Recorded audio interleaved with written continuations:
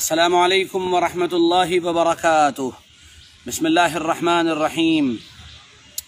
सुबह के पैगाम की आज की क़िस्त में मैं सैयद सादिक कासमी इस वक्त आपके रूबरू हूँ। आप सभी हजरात से जो आ रहे हैं या आने वाले हैं या देखेंगे, मैं उन सब से दरख्वास्त करूँगा कि वो सभी हजरात वीडियो को शेयर करते चलें। आपके उंगलियों की थोड़ी सी हरकत इस पैगाम को न जाने कहां से कहां पहुंचा देगी। कल मैंने दरख्वास्त की थी आपसे, आप लोगों ने उस दरख्वास्त का पास रखा था, लिहाज किया था, जिसकी वजह से अल्लाह का शुक्र है बहुत हजरात तक ये वीडियो पहुंच गया था। ये हमारा छोटा सा प्रोग्राम होता है, कोई 4-5 मिनट का। इसमें जो मोहब्बतें आपकी तरफ से मिलती हैं, जो मैसेजेस आते हैं, मैं उसका तहे दिल से कदरदान हूँ। अल्लाह आप सबको जज़ाए खैर अता फ़रमाए और अपने करम से हम सबको आफ़ियत और ख़ैर के साथ अपने फ़ज़ल से जन्नत में जमा फ़रमा दे। आज का पैगाम या आज का जो वाक़या मैं आपको सुनाने जा रहा हूँ वो अपनी नौइयत का शायद अजीब व गरीब वाक़या है और आपने शायद इससे पहले वाक़या इस तरह का वाक़या सुना नहीं होगा।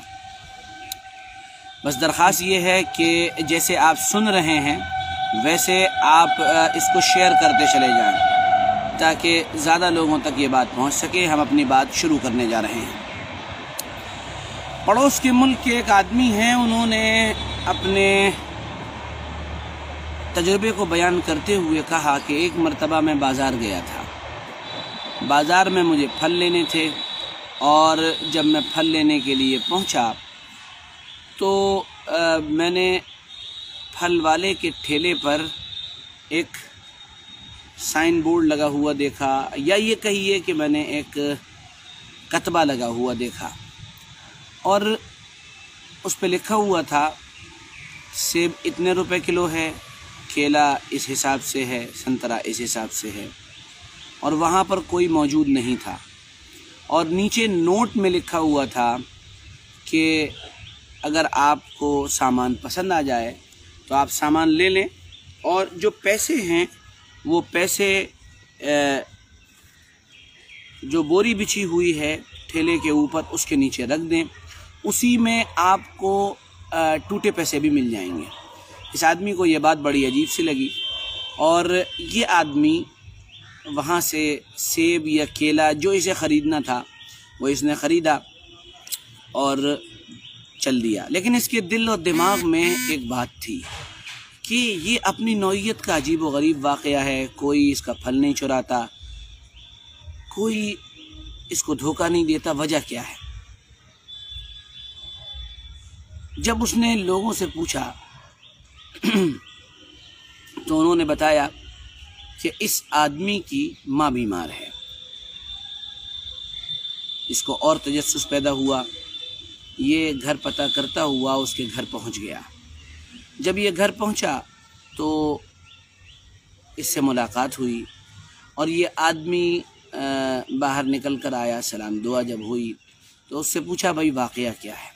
उसने कहा कि 3 साल से मेरी माँ बीमार है, फालिज ज़दा है, उसको फालिज हो गया है, पैरालाइज हो गया है और वो बिस्तर पे पड़ी हुई है और मैं अपनी माँ की खिदमत कर रहा हूँ। पहले मसला ये है कि मेरी माँ मुझको यहाँ से जाने नहीं देती।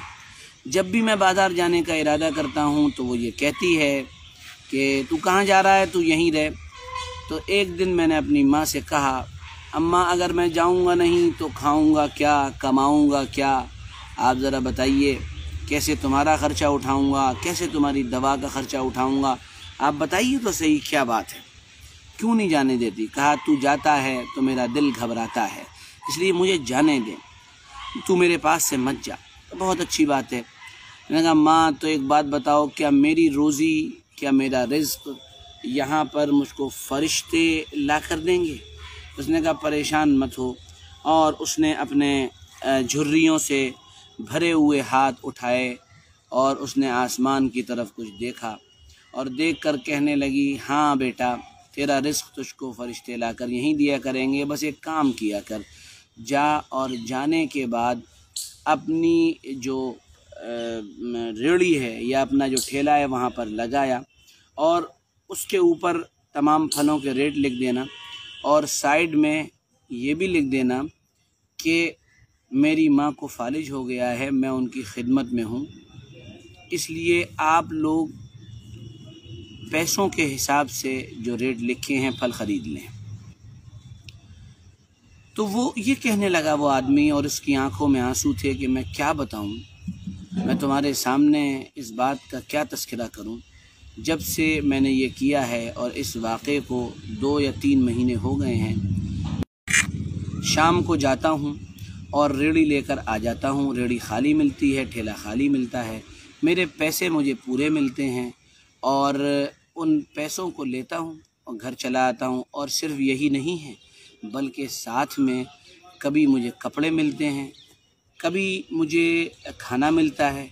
एक दिन मुझे कपड़े मिले और उस पर लिखा हुआ था माँ जी के लिए, एक दिन मुझे हलवा मिला, कहा ये माँ के लिए है, एक दिन मुझे ज़्यादा पैसे रखे हुए मिले, कहा इससे अपनी माँ की खिदमत कर लेना। एक दिन कहने लगे हद हो गई, एक डॉक्टर साहब का कार्ड रखा हुआ था, उस पर पीछे लिखा हुआ था जब माँ की तबीयत ज़्यादा ख़राब होने लगे तो मुझसे रब्ता कर लेना, मैं तुम्हारे घर आ जाऊँगा। एक दिन पेड़े रखे हुए मिले, कहने रोज़ाना रिज़्क़ मेरे ठेले पर आ जाता। मैं क्या बताऊँ माँ की दुआ का कैसा असर मैंने देखा है कि अल्लाह ताला ने रिज़्क़ मेरे इस कमरे में मेरे पास भेज दिया है। मेरे दोस्तों, मेरे बुज़ुर्गों, आप में बहुत से लोगों की माएँ बूढ़ी होंगी और वो ज़िंदगी के आखिरी मराहिल में होंगी। अल्लाह आपके और मेरे सब के वालिदैन का साया हम सब के सरों पर आफ़ियत के साथ कायम दायम रखे। खुदारा अपने वालिदैन की कदर करें, अपने वालिदैन की खिदमत करें, उनको ज़िंदगी का कीमती सरमाया समझें और उनकी दुआएं ले लें। यहाँ आखिरी बात कह के मैं बात पूरी करूँगा और उससे पहले एक मरतबा फिर दरख्वास्त करूँगा आपसे कि अभी तक जिन लोगों ने इस पैगाम को, मेरे इस सुबह के छोटे से प्रोग्राम को शेयर नहीं किया है, वो अपनी उंगलियों को हरकत दे दें और शेयर करें। मेरे वालिद साहब का अपना ज़ाती वाक़या है। हमारी दादी हमारे वालिद साहब के पास रहती थी, दादा का इंतकाल हो चुका था, तो हालात उस वक्त अच्छे नहीं थे। हमारे वालिद साहब और हमारी वालदा ये बताते हैं कि शादी के बाद 12 साल तक नया जोड़ा हमारी वालदा का या वालिद साहब का नहीं बना, क्योंकि दादी का ख़र्चा या उसके अखराजात बहुत होते थे। तो एक दिन हमारी वालदा ने कहा कि आज मूंगफली खाने का दिल चाह रहा है, आप मूंगफली ले आएँ।